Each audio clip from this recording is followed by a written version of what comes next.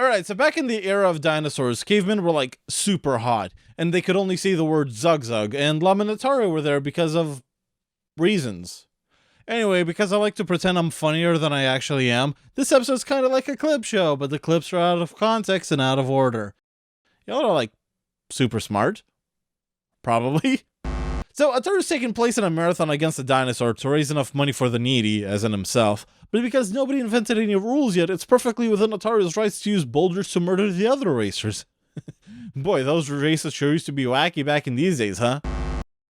Hey, you guys want to play Count the Virgins? Sure. 1, 2, 3. Okay. But what about 10? What about 10? Hey, darling, you want to play a game? Is that that weird game where you see how long you can stare at my ass? Maybe? Alright, fudge shit! Damn it, 11 seconds. Why does this river taste like pee? Why do I know what pee tastes like? Okay, which one of you mouth breathers touched my monkey's paw? You guys know that they have a browser history too, right? You can't just go incognito with that shit and look up pictures of the hot cave girls.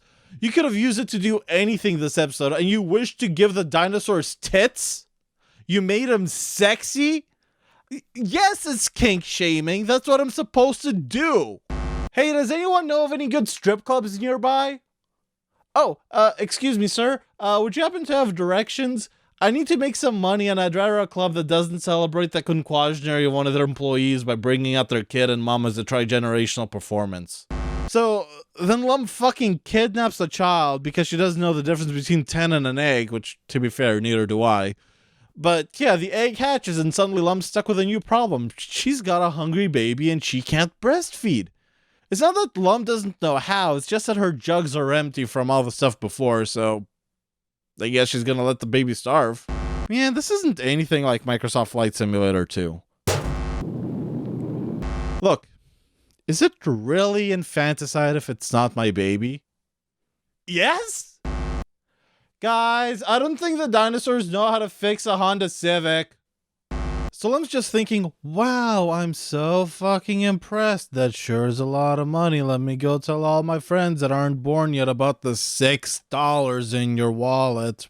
Okay, I know this is like meant to be an emotional moment or whatever, but like, guys, check out how much my chair can squeak.